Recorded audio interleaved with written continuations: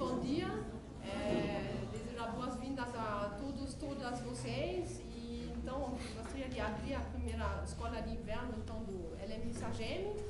Produção e reprodução das formas de sociabilidade, dimensões territoriais e multiscalares do sul global. Que é um pouco, realmente, em si, um pouco uma experimentação sociológica, realmente um experimento de laboratório, que vamos fazer todo mundo junto. Então, estou realmente muito feliz com todo mundo que pude vir, todos os convidados que vieram de mais longe, mais perto, enfim, realmente, acho que está muito legal. Eu vou passar a palavra um pouquinho para o Fábio Sanches também, enfim, porque é uma cooperação entre o LMI e o Departamento de Sociologia, o PPGS, e da pós-graduação da USP, claro. Então, eu vou passar para todo mundo. Bom dia a todos e todas. Queria dar as boas-vindas em nome do nosso programa de pós-graduação em Sociologia. Parabenizar a Sibeli e a Isabel pela iniciativa dessa escola de inverno. Também acho que aproveitar o momento também para homenagear uma aluna nossa que faleceu, a Fernanda Mello, faleceu na última sexta-feira e que fazia parte também do LMI, participava das nossas reuniões. Enfim, homenagear ela, aproveitar essa escola de inverno também para fomentar a memória da Fernanda. E espero que tenhamos uma ótima semana de trabalho, de campo, de debates, e estaremos juntos aqui. Qualquer coisa que precisarem do programa, estamos à disposição. Tá bom? Também queria dar as boas-vindas, é um prazer enorme ter todos vocês aqui, encontrar o Zé Sérgio de novo. O Zé Sérgio foi meu professor, né? Falando dos meus alunos, meu professor está aqui hoje, a Maria, a Carlinhos, enfim, Marco, Ania, Leia, todos vocês, muito obrigada pela presença, Marcelo, e quem mais eu esqueci, desculpe, mas enfim, muito obrigada pela presença. De fato, acho que é isso, é um experimento, uma tentativa de ver até onde a gente consegue chegar, até onde a gente consegue elaborar conjuntamente. Oswaldo, também, Oswaldo, muito obrigada.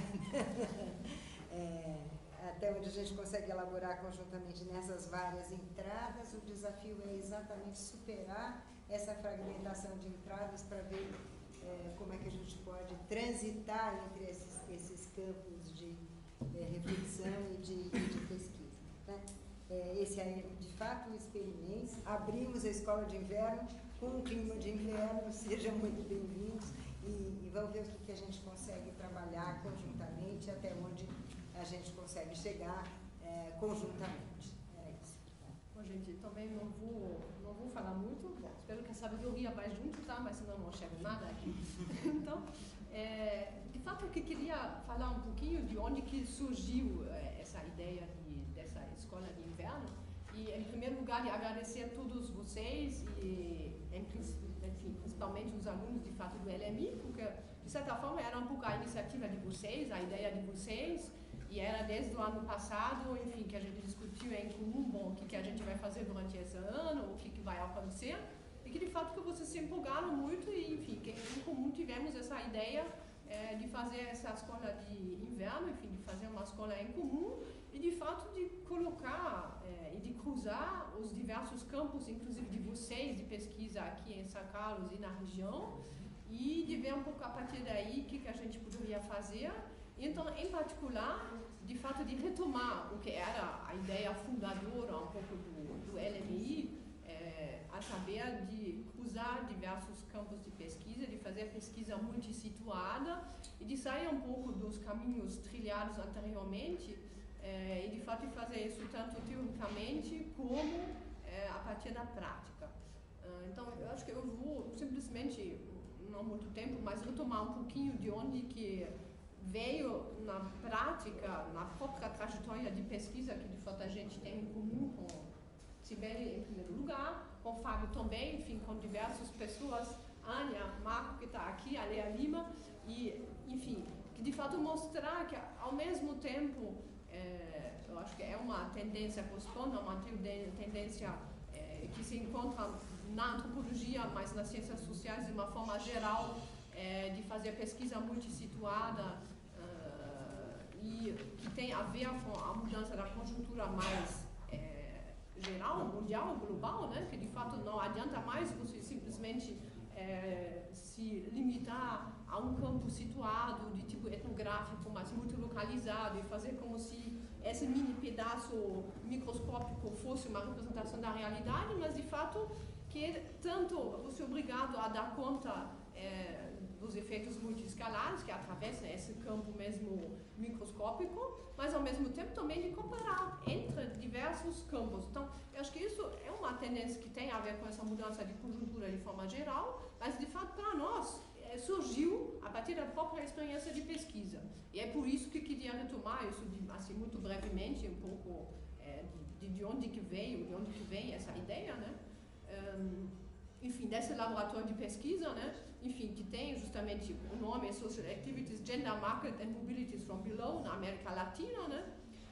Mas que de fato contém 3 campos de pesquisa, ou 3 temáticas, 3 eixos diferenciados, que por um lado são as transformações do trabalho, as políticas sociais e os mercados e as reconfigurações da política e formas de mobilização, né? Tem esses 3 eixos que todos vocês conhecem e que de certa forma a gente resolveu pegar o pé da letra e então em cada um desses eixos encontrar uns campos de pesquisa específicos e cruzar então esses campos, pegar isso realmente como um desenho de pesquisa multissituado e ver a partir então de uma análise da região e dessa territorialidade do interior de São Paulo, né, de ver o que isso dava, o que isso permitia a gente trazer à tona. Então, de onde que veio um pouco essa ideia? Então, em primeiro momento, acho que talvez tenha que colocar que a gente tinha alguns, enfim, modestamente, acho princípios metodológicos básicos que, enfim, eu diria baseado numa sociologia compreensiva, mas no sentido francês, a gente discutiu a respeito ontem, porque acho que de fato é a recepção francesa de o que é a sociologia de Chicago, de certa forma, é muito inspirado no interacionismo, porque aqui a sociologia compreensiva é muito mais weberiana, então não exatamente isso, mas originalmente acho que vem um pouco de lá, e o que significa então uma diversificação dos pontos de observação, e a princípio privilegiar pontos de entrada ou de observação que são deslocados do objeto de análise, então que de certa forma são periféricos, que pode ser mais frutífero, e então de multiplicar esses pontos de vista sobre o objeto de pesquisa, também de ampliar de fato o escopo de análise e de diversificar as escalas, tá? E nessa perspectiva que a partir daí surge, podemos dizer, comparativa, de fato de fazer uma certa escolha de uma variedade de perfis ou de situações contrastadas, mas enfim, de tentar estabelecer alguns casos de figura sobre o mesmo fenômeno, tentar decifrar quais seriam as dimensões de comparação de fato que fariam sentido.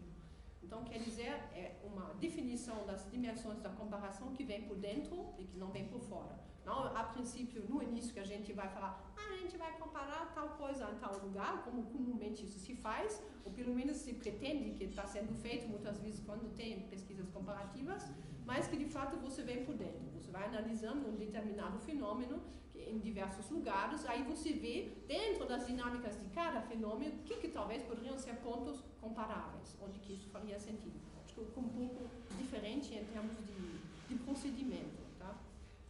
Então, e tudo isso por quê? Porque de fato, como de forma predominante também se trata de pesquisa qualitativa, se você quiser aumentar o nível de generalização, não tem 36 mil soluções, enfim, tem que multiplicar os casos e comparar. Aí você pode obter um nível de generalização e de validade dos resultados de fato maior.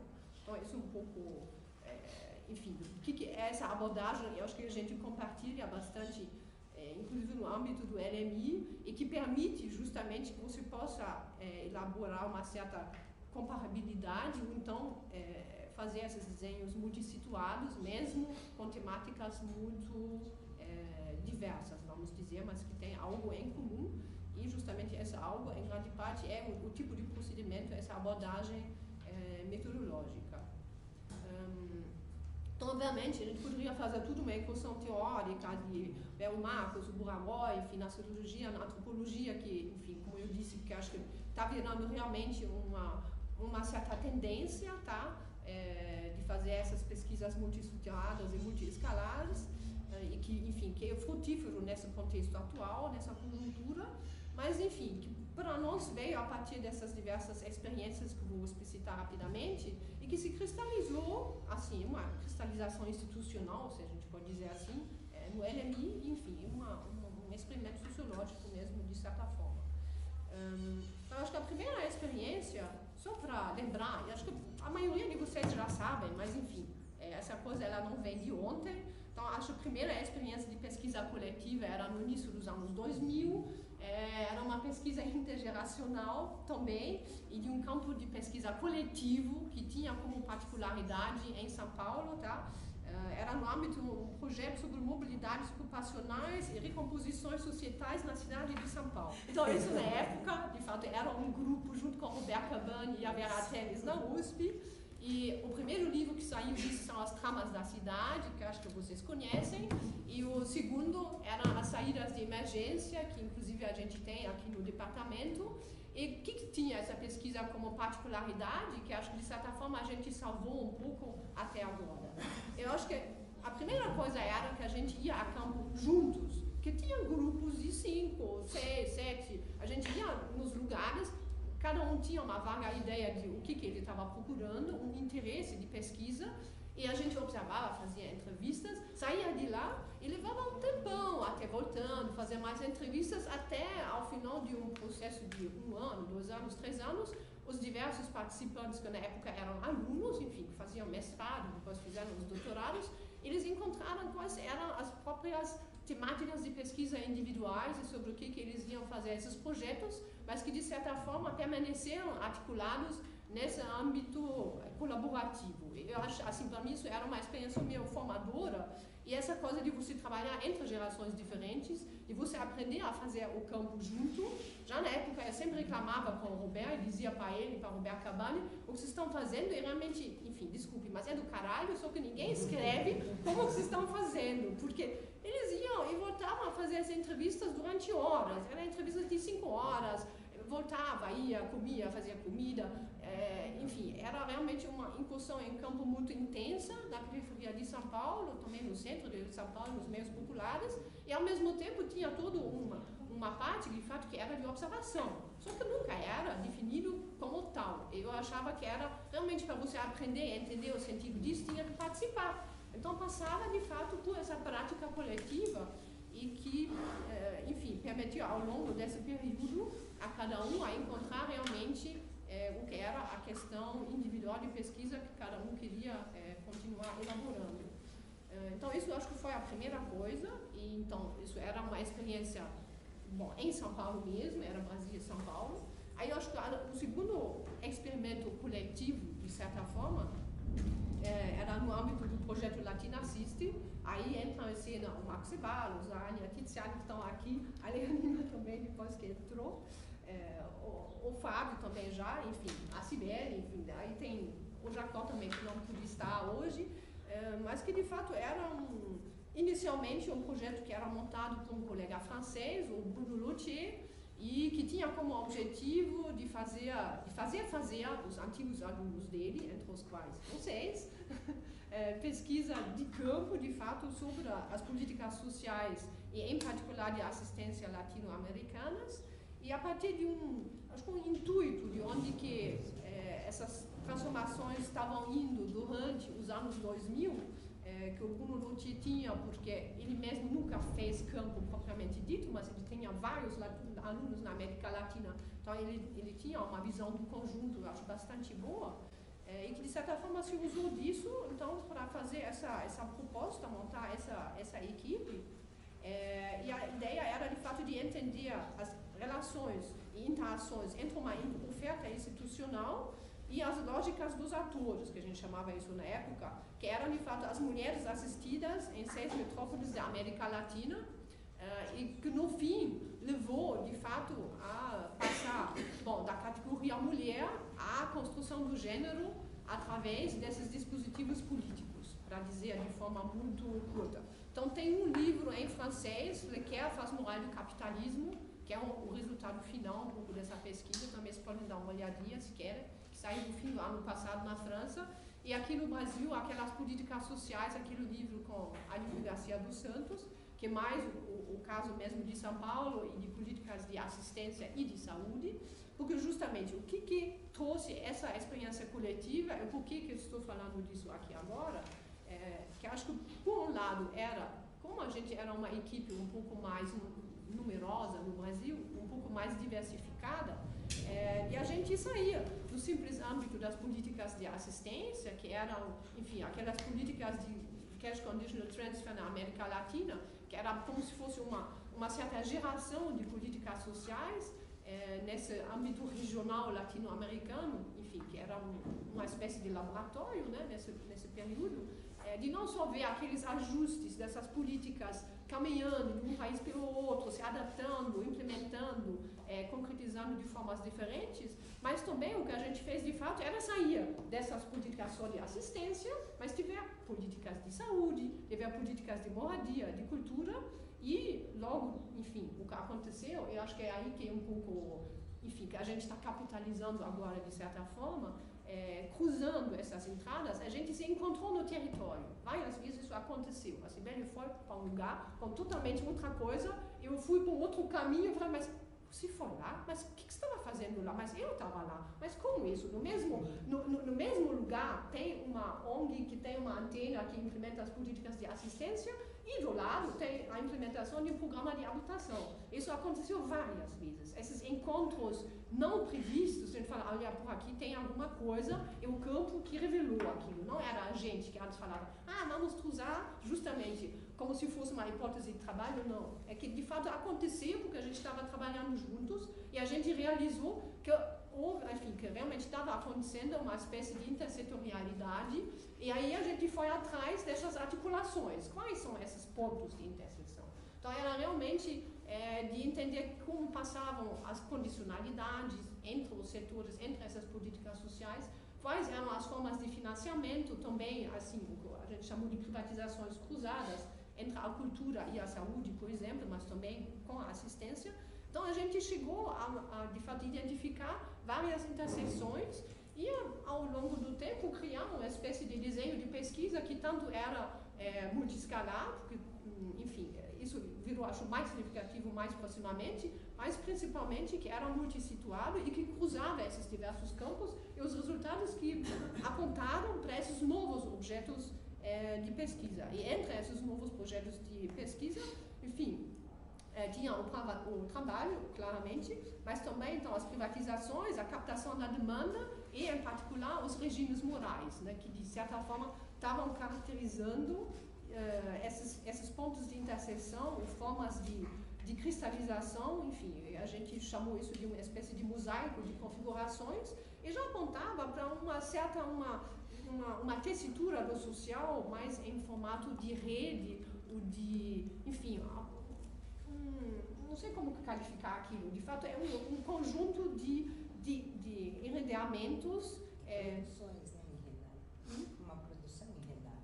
Enredado, exatamente. Então, a gente talvez pode chamar uma produção enredada do social, o social no Brasil, e que de certa forma se mostrou sendo um objeto socio-histórico e em transformação permanente. E eu acho que isso um pouco que era, de fato, um momento quando a gente pensou em fazer esse NMI, enfim, sempre são aquelas conjunturas que aparecem no edital, é uma oportunidade, e fala, bom, será que a gente topa? Será que a gente tenta? O que a gente tem? O que a gente quer fazer em comum? E aí um pouco que a gente falou, bom, eu acho que talvez seja um momento interessante. Então tem toda essa capitalização metodológica, de certa forma, esses novos objetos de pesquisa que surgiram, e enfim, e tinha essa ampliação no olhar para um contexto latino-americano, acho que era um enriquecimento e uma sacada muito grande, que assim, eu a princípio acho que não teria tido se a gente não houvesse integrado e multiplicado e diversificado para a região latino-americana e em particular naquele momento. Eu acho que isso, na hora que a gente, enfim, fez o projeto para o LMI, acho que era o que agora, mais claramente ainda, depois de 2016, eu acho que está chegando à tona, está ficando mais clara, que são os fenômenos multiescalares e as dinâmicas transnacionais e as articulações totalmente imprevistas entre, enfim, atores totalmente dispersos, diversos, tanto do poder público como iniciativa privada, e um conjunto de atores no meio que é muito difícil de qualificar. Aqueles movimentos que se transformam em operadores, que a Cibele pesquisou, são aquelas fundações que a Rose vai continuar pesquisando, ela fugiu, que de fato mantém relações transnacionais, por um lado, então tem uma ampliação muito grande dessa escala que vai dos países do norte até os países do sul, que passa pela ONU, que tem uma reivindicação de um registro moral quase universalista, que é realmente muito forte, e ao mesmo tempo que interage com o poder público e com as diversas políticas sociais e suas formas de operacionalização e dos operadores em diversos níveis. Então, é realmente uma explosão das escalas de análise que são pertinentes, mesmo para você entender aquele funcionamento daquela antena, daquela ONG, naquele lugar lá, naquela periferia da cidade, sei lá, em Crato, onde que for, no Ceará. Então, eu acho que é um pouco isso que talvez caracteriza mais fortemente o período atual, e que era um pouco o momento quando ocorreu essa transição para o LMI, e que eu acho que é um pouco o que a gente está tentando captar agora, e de fato que é uma situação muito híbrida, que por um lado, enfim, produz cruzamentos territoriais e articulações híbridas em nível territorial, mas ao mesmo tempo também em termos de temporalidades, porque eu acho que o que é muito, enfim, desnorteador indo a campo agora, não sei qual é a experiência de vocês, mas em particular depois de 2016, ao mesmo tempo tem em determinados lugares relações que até podem ter sido tecidas na época da ditadura, as relações mais improváveis entre a Caritas, os SEBs, a Igreja Católica, gente que veio lá com o projeto Rondon da ditadura, que depois viraram fundador do PT, que depois entraram, enfim, viraram figuras do movimento feminista, que continuam trabalhando para o PT, mas também que continuam nessa tessitura complexa, totalmente híbrida e contraditória até os dias atuais. Então tem essas relações de sobrevivência materializadas que se compõem com umas relações totalmente absurdas que tem mais a ver com a conjuntura atual.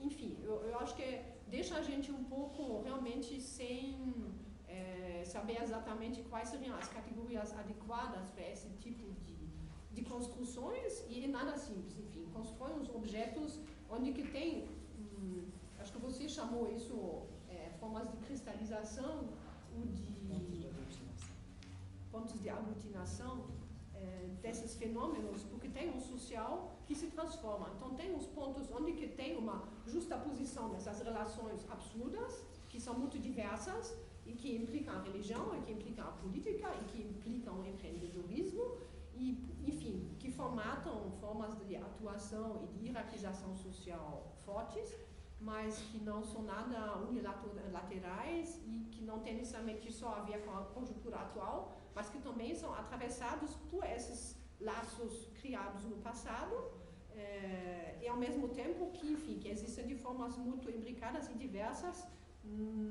em territorialidades muito diferenciadas. Então, entre uma periferia em São Paulo, você encontra coisa radicalmente diferente de o que você pode encontrar, por exemplo, sei lá, no Vale do Jequitinhonha, por exemplo. Então, é como se fosse um trabalho de arqueologia que tinha que encontrar as diversas camadas e que de alguma forma ressurgem e, enfim, que a gente está tentando qualificar. Eu acho que um pouco isso o desafio atual e, enfim, eu só falei tudo isso de certa forma para mostrar um pouco como que surgiu, qual que era a história de emergência do projeto do LMI e, de certa forma, como também nasceu a partir daí essa ideia de fazer essa escola de inverno, porque justamente a proposta nossa é um pouco de pegar, enfim, hoje, de ter esse prazer de ter essas mesas compostas pelo José Sérgio e pela Maria Moraes hoje de manhã, que acho que vão abrir um leque bastante rico de questões para discutir ao longo da semana. À tarde a gente vai continuar com o Marco Ceballos, com a Ania Tiziani, a gente vai falar a Leia Lima, então acho que hoje é um pouco um dia de colocar os horizontes, pautar um pouco a discussão talvez que a gente vai desenvolver ao longo da semana, e a ideia é de cada dia de fato dedicar a um dos 3 campos esquemáticos, dos 3 eixos do LMI. Então, nesse sentido, na terça-feira, a gente vai ir primeiro na Fazenda do Pinhal e... aqui, isso. Enfim, de resgatar um pouco o contexto histórico, de fato, da região de São Carlos, e onde teremos também uma mesa então composta pelo Oswaldo Truzzi, a Joana Dac e a Maria Ângela Bertolucci, justamente falando um pouco dessa, enfim, desse passado, de fato, da cidade, tanto da negritude como que funcionava o controle nas fazendas de café na região, e justamente os destinos do trabalho livre no interior paulista, tá? O Oswaldo vai falar. Então, na quarta-feira, então, vai ser o dia de discussão sobre o trabalho. A gente vai visitar um espaço de coworking e de tarde discutir sobre outras formas do trabalho e de configurações da informalidade. Isso é na quarta-feira. Aí, na quinta-feira, é o dia, de fato, que a gente vai falar do assim chamado diálogo interreligioso, mas também como isso interage com a assistência social. E aí a gente vai fazer umas visitas também na parte da manhã a campo, certo? Numa paróquia, uma comunidade luterana e uma sociedade espírita. E aí de tarde também teremos uma mesa com o André e com a Karen Machado. E na sexta-feira, então, é o dia que é mais dedicado, de fato, à questão das políticas sociais e às suas formas de materialização, vamos dizer, inclusive no espaço. Então, onde que vai haver de manhã a Secretaria Municipal da Cidadania e da Assistência Social, uma representante, a Daniela, que vai ficar com a gente um pouco de manhã, e depois a gente vai fazer, então, tudo uma visita, de fato, em comum, com o Marcel e com o Thales, que vão explicar um pouco algumas coisas para a gente sobre, enfim, as desigualdades espaciais na região. E de tarde a gente vai fazer um almoço retomando um pouco alguns apontamentos a partir do trabalho com mapas, tá? E de mostrar um pouco como isso se construiu na região.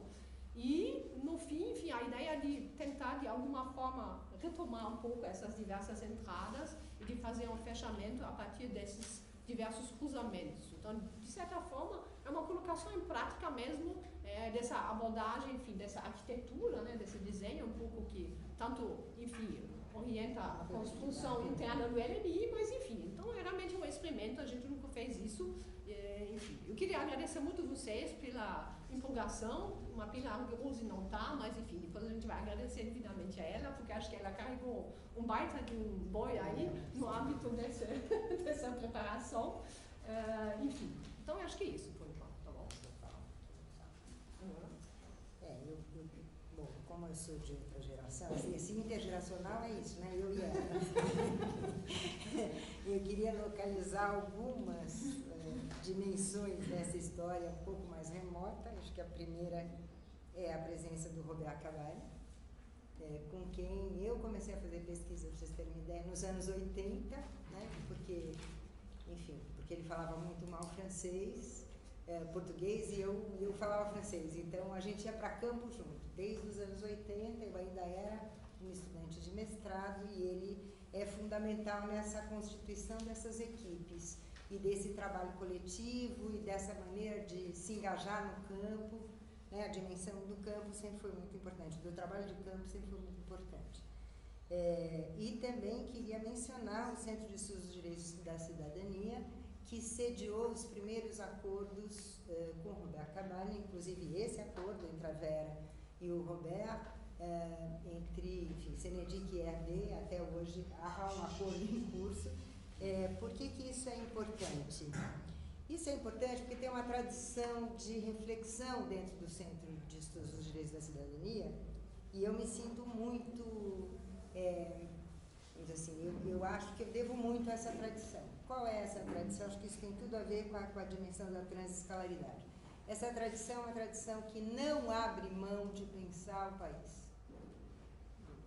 Ou seja, tem uma inserção forte no campo, tem uma inserção forte nos objetos de pesquisa de cada um de nós, que são os mais diversos, mas, sobretudo nesse momento, a partir de 2016, a partir dos 20 anos em 2, né, a destruição de 20 anos em 2, a rapidez dessa destruição, não dá para abrir mão de pensar o país. Não dá para abrir mão de pensar o que está com os macroprocessos. Então, entender os macroprocessos nas microsituações que a gente enfrenta todos os dias em campo, isso para nós, pelo menos para mim, mas acho que também para Isabel, fundamental, e isso, de certa maneira, diferencia uma maneira de fazer o trabalho sociológico e de fazer o trabalho de campo, e de trabalhar em cima dessas dimensões, percebendo os processos estruturantes em cada uma das singularidades que a gente tem que enfrentar e, por isso mesmo, articulá-las. Né? Articulá-las a partir dessas dimensões estruturantes. Então, a questão das escalas, eu acho que é muito tributária a essa forma de um fazer sociológico, tá? Que não se limita a pensar o próprio objeto, que não se limita às escalas micro e meso, mas que tenta buscar essas dimensões estruturantes e dialogar com elas, às vezes com sucesso, às vezes sem sucesso, mas enfim, a tarefa das ciências sociais, então, não é uma tarefa apenas de explicar pontos isolados de um quadro social fragmentário, mas é de pensar como é que se estrutura todas essas dimensões. Historicamente, sem dúvida, a partir de pontos de inflexão, sem dúvida, a partir das suas atualizações e ressignificações, porque também não basta, né, simplesmente entender os processos históricos, a gente tem que entender como é que eles atuam no presente. Então, eu queria, lembrar essas duas dimensões, lembrar o professor Robert Cabana, pesquisador importantíssimo na constituição dessas equipes, e de uma metodologia, de uma reflexão e de um diálogo França-Brasil. Né? E lembrar o Centro de Estudos dos Direitos da Cidadania e, através do Centro de Estudos dos Direitos da Cidadania, a Faculdade de Filosofia, Letras e Ciências Humanas da USP, que tem, sem dúvida, uma centralidade na constituição de um pensamento social brasileiro. Enfim, ela não se resume a isso, mas ela teve um papel fundamental nesse processo de formação. Eu continuo achando que é nosso dever resgatar essa história e resgatar a história das ciências sociais em diálogo com as conjunturas que fizeram nascer esses modos de reflexão. Era isso.